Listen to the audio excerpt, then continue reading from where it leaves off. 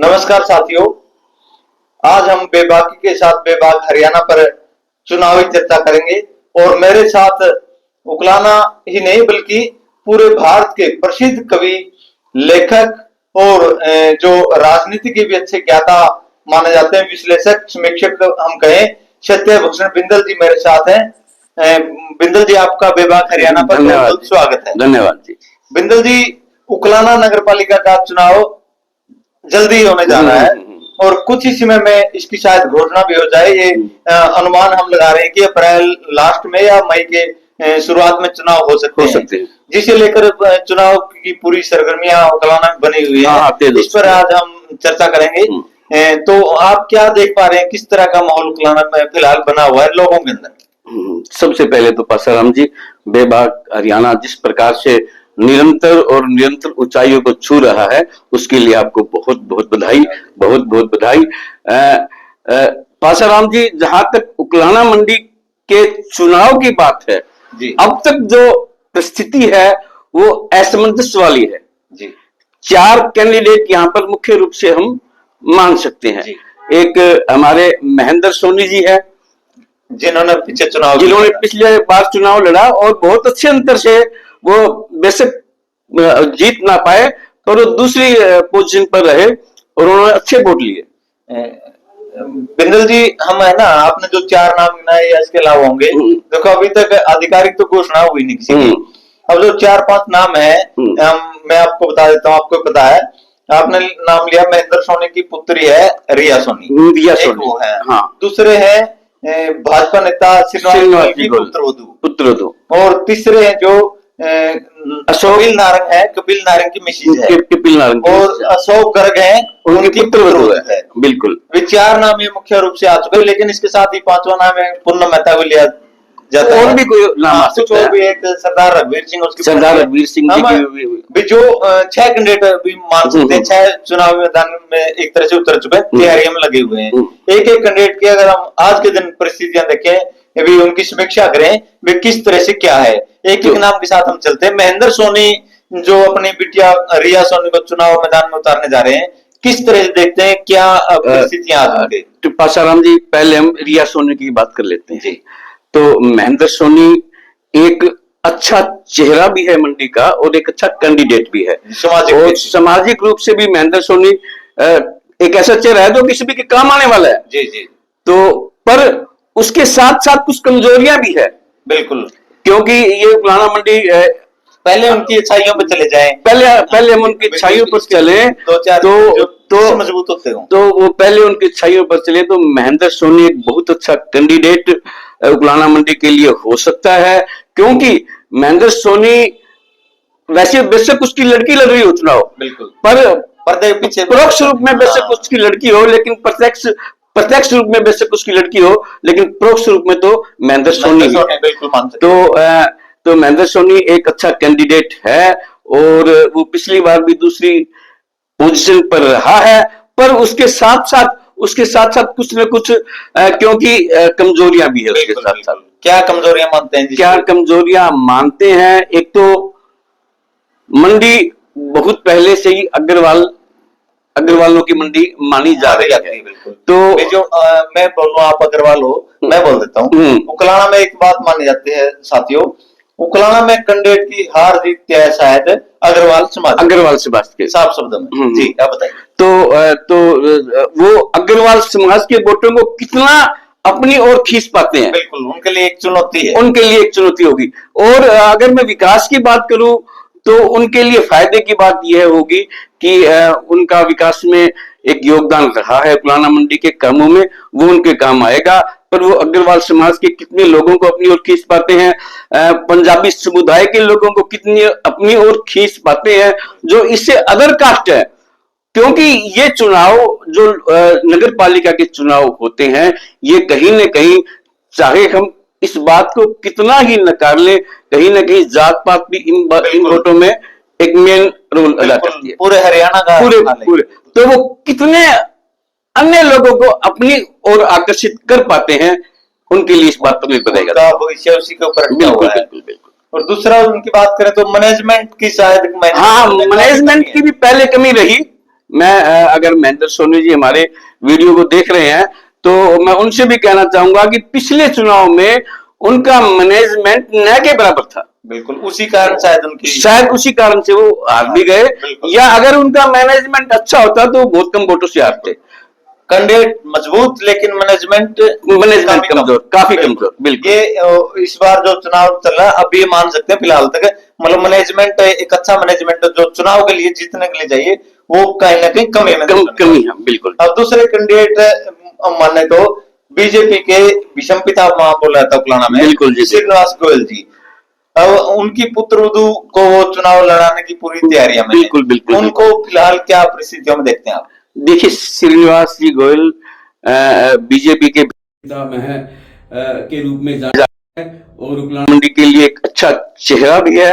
और सही बात तो पासाराम जी बीजेपी किसको टिकट देती है, बिल्कुल इस बात पर बताएगी, क्योंकि वैसे तो मानना लोगों का यही है कि श्रीनिवास को टिकट बीजेपी की मिलेगी ही मिलेगी। संभावना काफी, मतलब अगर अगर अगर बीजेपी की टिकट श्रीनिवास जी को मिलती है तो भी मैं समझता हूं कि श्रीनिवास जी को काफी मेहनत करनी, क्योंकि श्रीनिवास जी को स्पष्ट करना पड़ेगा कि जो मंडी की समस्याएं हैं, क्योंकि सरकार बीजेपी की है, बिल्कुल जवाबदेही बनती है। जैसे जैसे हमारे पुल की समस्या है जी, उनको पहले निश्चित करना पड़ेगा कि पुल की समस्या वो कितने दिन के अंदर हल करवा देंगे, लोगों को विश्वास दिलाना पड़ेगा। बिल्कुल बिल्कुल बिल्कुल।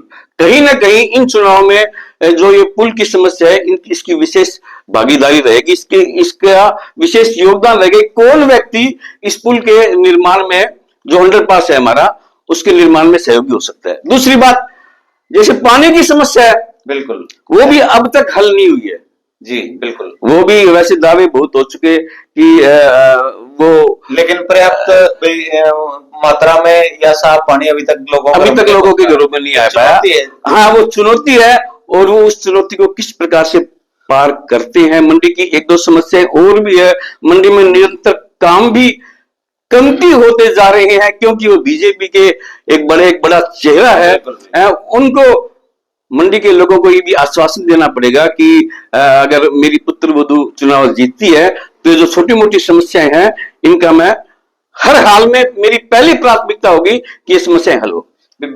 साफ तौर पर हम साफ शब्दों में बोले, श्रीनिवास गोयल को, उनके पुत्रवधू को दो चीजों में मजबूती है। एक वो बीजेपी के, ये बहुत बड़ी मजबूती है। दूसरी वो अग्रवाल समाज, उनको मजबूत बनाती है। बिल्कुल बिल्कुल।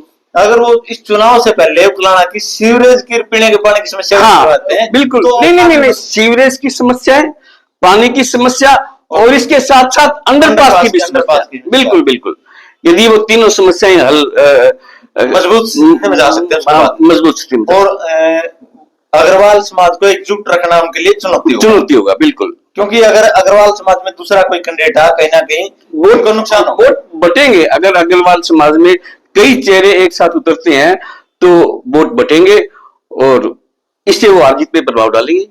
और तीसरा जो चेहरा है, मन्नू नारंग, कपिल नारंग की मिसेज है, वो राजेंद्र नारंग की पुत्रवधू है, उनको कैसे देखते हैं? जिन्होंने कपिल नारंग ने पिछला चुनाव भी, कपिल नारंग एक बहुत अच्छा चेहरा है मंडी के लिए, सामाजिक कार्यों में भी कपिल नारंग आगे रहे हैं, और मैं समझता हूं ये जो हमारी पानी की समस्या थी उसमें भी उनका अच्छी भागीदारी, उनमें सामाजिक कामों में अच्छी भागीदारी, सामाजिक कार्यों में उनकी बहुत अच्छी भागीदारी रही।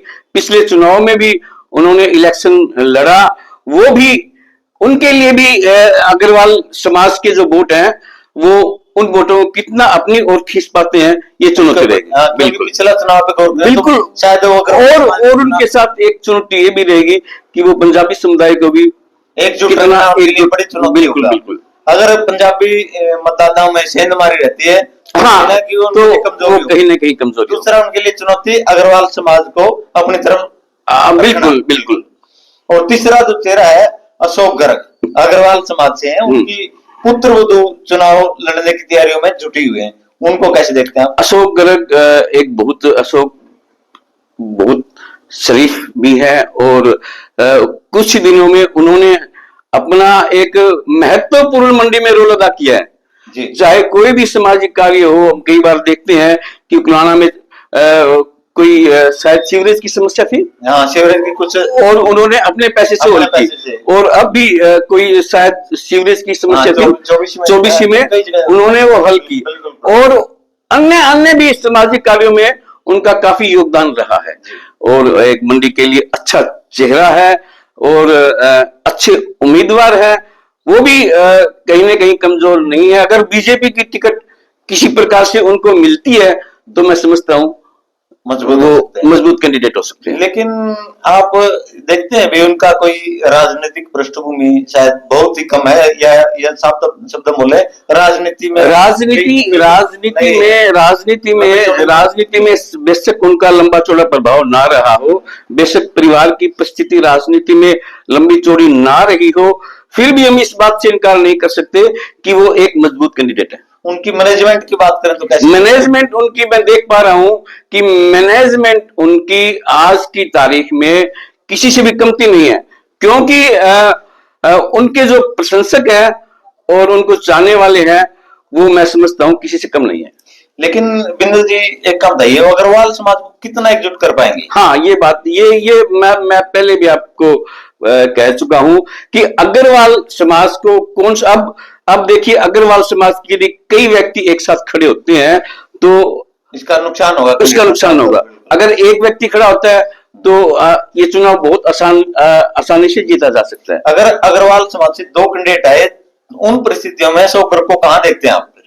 अगर अग्रवाल, मान लिया आप, अगर श्रीनिवास जी और बीजेपी की टिकट मिल जाती है और अशोक जी आजाद उम्मीदवार लगते हैं, तो मैं समझता हूं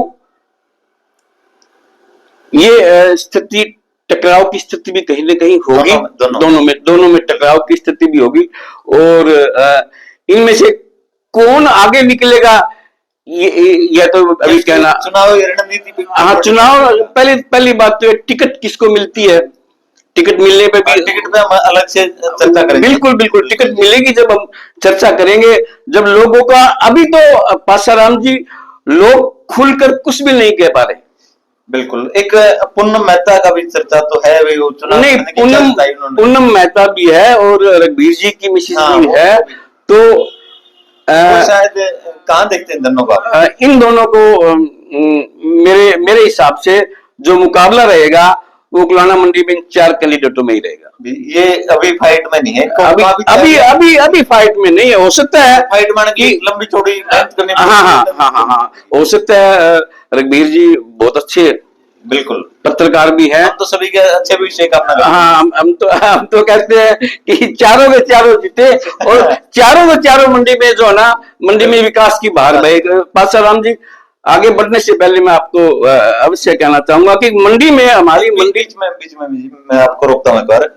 हम बीजेपी की टिकट की बात करें, टिकट के ऊपर 4-5 नाम है जो दावेदार हैं। सबसे पहले श्रीनिवास गोयल अपने पुत्र उद्धव के लिए, अशोक गर्ग अपने पुत्र उद्धव के लिए, राजन नारंग अपने पुत्र उद्धव के लिए, और इसके साथ ही दावा रघुवीर सिंह ने कहा है, दावा नहीं है।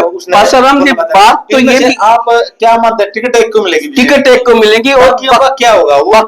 बाकी 3 चुनाव लड़ेंगे, या बीजेपी जिसको टिकट दे रही है उसकी इमदाद करेंगे। बिल्कुल, ये बीजेपी के प्रत्याशी के हार जीत का फैसला इस पर भी डिपेंड होगा कि यदि मान लीजिए यदि अशोक गर्ग को टिकट मिल जाती है बीजेपी की जी, तो श्रीनिवास का भी बयान, अभी श्रीनिवास जी का बयान मैंने 1-2 दिन पहले पढ़ा था, और वो कह रहे थे अगर अदरवाइज किसी दूसरे व्यक्ति को टिकट मिल जाती है तो मैं तन मन धन से उसका साथ दूंगा। बिंदल जी, मैं आपको बीच में रोकूंगा एक बात के लिए। श्रीनिवास गोयल जी कई बार बोल चुके हैं इस बात को। हाँ, इस बात को मैं सिर्फ बीजेपी की टिकट पे ही चुनाव लड़ूंगा। हाँ, बीजेपी की वो चुनाव नहीं लड़ेंगे। हाँ, बीजेपी ने टिकट किसी कारण से नहीं दी तो उन्होंने परिस्थिति क्लियर कर दी। अब बाकी कैंडिडेट है जो अशोक गर्ग और कपिल नारंग, वो क्या करेंगे? वो उन्होंने अभी पत्ते इस बारे में खोले नहीं। उन्होंने शायद इसे अभी पत्ते इस बारे में नहीं खोले, और उन्होंने खोले भी हैं तो उनकी तरफ से मेरे ख्याल से यही है कि वो तो चुनाव लड़ेंगे। बिल्कुल, वो तो चुनाव लड़ेंगे। वो बीजेपी टिकट दे या ना दे। भाई तैयारियां इसी तरीके से अब तक एक ही कैंडिडेट ने बिल्कुल साफ किया है कि टिकट नहीं मिलेगी तो चुनाव नहीं लड़ेंगे। उन परिस्थितियों में क्या मानते हैं आप, तीनों का क्या होगा फिर? अगर इन तीनों की बात करें तो ये महेंद्र सोनी ने क्लियर कर दिया। महेंद्र सोनी एकमात्र ऐसा कैंडिडेट है जिसने साफ कर दिया कि मैं चुनाव लड़ूंगा, मेरी बिटिया रिया सोनी उम्मीदवार होगी, चुनाव लड़ेगी। अभी तीन आ गई, तीन रह गए। हाँ, श्रीनिवास गोयल जी, राजन नारंग जी और अशोक गर्ग। इनमें एक को टिकट मिली तो श्रीनिवास जी तो साफ कर दिया अभी नहीं लड़ेंगे, वो नहीं लड़ेंगे। अगर किसी कारण बिल्कुल टिकट उनको मिली तो लड़ेंगे, बाकी दो का क्या होगा फिर? बाकी दो दूसरे चुनाव लड़ेंगे। मानते हैं ये चुनाव लड़ेंगे, वो लड़ेंगे तो बीजेपी अगर टिकट मिलेगी उनको तो बीजेपी का प्रचार करेंगे, अगर टिकट नहीं मिलेगी तो बीजेपी का विरोध करेंगे। बिल्कुल भाई इस तरह से मतलब जब तक ये दोनों कैंडिडेट साफ नहीं करेंगे तब तक परिस्थितियां बेईमान नहीं, जब तक ये दोनों कैंडिडेट अपनी परिस्थिति साफ नहीं करेंगे, टिकट मिलेगी नहीं मिलेगी तो चुनाव क्या करेंगे? तब तक कोई मैं समझता हूँ। बिंदल जी एक काम बताइए, जब जनता प्रतिनिधि चुनती किसी को भी वो इसलिए चुना जाता है कि जो भी समस्या हुई नगर में उन समस्याओं का समाधान वो अच्छे तरीके से। देखिए पासाराम जी, पहले भी हमने जो चुनाव पार्षद रहे हैं हमारे, मैं समझता हूँ वो मंडी की समस्याओं को इतने अच्छे ढंग से नहीं निपटा पाए, उठा भी नहीं पाए। तो मेरा तो ये विचार है कि कोई भी पार्षद के रूप में या चेयरमैन के रूप में हमारे से वोट मांगने आए तो हम कम से कम उनसे पूछे तो कि आप हमारी मंडी का विकास किस प्रकार करेंगे। जो हमारी समस्या है, हमारी पानी की समस्या है, हमारी सीवरेज की समस्या है, हमारी अंडरपास की समस्या है, उनके लिए आपके पास क्या योजना है। और उनको अगर विश्वास है कि यह कैंडिडेट हमारी मांगो हमारी तकलीफों को दूर कर सकता है तो उसे वोट दें। क्या मानते हैं अब तक जो ये कैंडिडेट भी हैं, पुराने पार्षद भी हैं, अब ये कहीं इधर देखो कुलाना में सीवरेज की बहुत भारी समस्या हुई और हल हुए, पीने के पानी में सीवरेज बन गया। अब किसी ने शायद मेरे ख्याल ये नहीं है 20 आदमी इकट्ठे किए हो कहीं किसी से मिले नहीं, ऐसा नहीं लग रहा कि वो कमजोरी नहीं, ऐसा नहीं लग रहा कि किसी पार्षद ने 20 या 30 लोग इकट्ठे किए हों या किसी नेता का घेराव किया हो या अपनी बात मनवाने के लिए कोई बड़ा आंदोलन किया हो। देखिए मैं एक बात स्पष्ट करना चाहूंगा पासाराम जी आपके बेबाक हरियाणा से कि केवल चुनाव में वही लोग आगे आए, वही लोग खड़े होने का प्रयास करें जो मंडी की समस्याओं को दूर कर सके, जिनके पास कोई योजना हो, जिनकी ऊपर भी आवाज सुनी जा रही हो और जो ये मानकर चले कि वो मंडी का विकास करेंगे, वो मंडी की समस्याएं दूर करेंगे। अदरवाइज खड़े होने का प्रयास भी ना करें। अगर ये पंचायत के चुनाव है, ये नगर पालिका के चुनाव है, एक जिम्मेदारी वाला जिम्मेदारी सौंप। अब एक काम बताओ जी, मतदाताओं का भी तो फर्ज बनता है, वोट लेने के लिए कोई भी जाता है, देखो चुनाव में मैदान में कूदेंगे सभी, वो भी पूछे कि आप आगे तो वादे कर रहे हैं, अब तक आपने क्या किया? बिल्कुल पब्लिक का ये भी आवाज उठाएगी भी किस प्लेटफार्म पर आप खड़े हैं और आपने पहले कौन सी समस्या मंडी की दूर की और किस प्रकार से दूर की। बिल्कुल, क्योंकि मैं कह दूं पासाराम जी कि मैं ये कर दूंगा वो कर दूंगा, पर ये भी तो देखें लोग पहले मैंने क्या किया, अब तक क्या किया आपने, अब तक क्या किया। बिल्कुल, तो इसलिए इनको भी गौर करने वाली बात है, जो चुनाव लड़ने की इच्छुक है उन लोगों को पहले जनता के हितों के लिए लड़ाई लड़नी पड़ेगी। सरकार के पास जाने की जरूरत है, वहां भी जाए, अधिकारियों से मिले, करने की जरूरत। बिल्कुल जो जनता को दिखे हमारे लिए लड़ वो ही लोग खड़े हो इन चुनाव में जिनके पास एक तो वक्त हो। बिल्कुल, सबसे अहम बात यह है कि उनके पास वक्त भी हो और उनके पास पावर भी हो। बिल्कुल, और उनके पास लड़ने की शक्ति भी हो।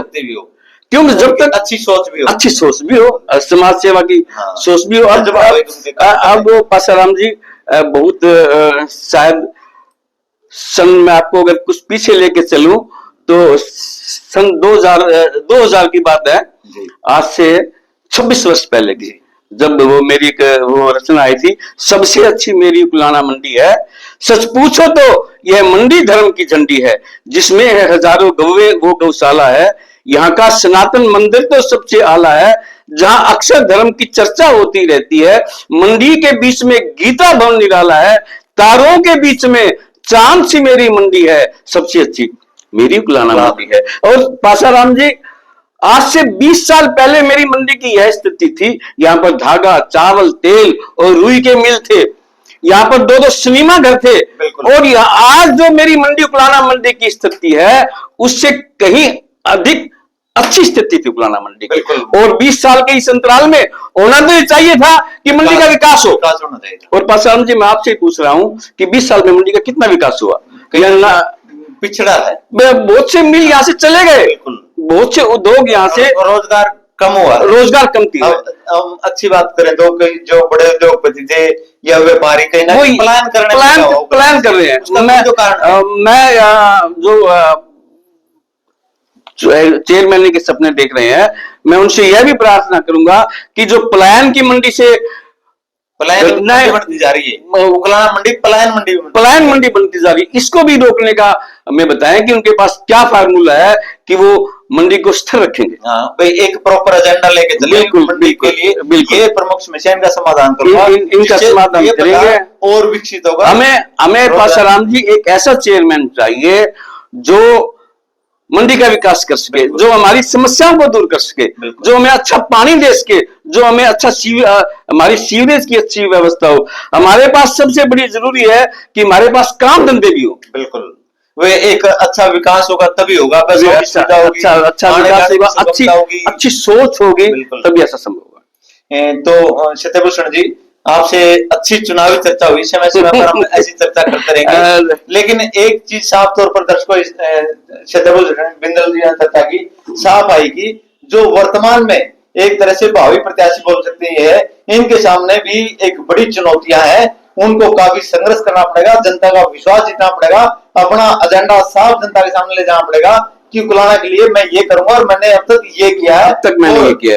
लोगों को, छत्तीस बिरादरी को एकजुट करना पड़ेगा, तभी वो काम हो पाएगा। बिल्कुल बिल्कुल। तो आज की चर्चा के लिए आपका बहुत बहुत धन्यवाद। बहुत बहुत धन्यवाद जी, बहुत बहुत।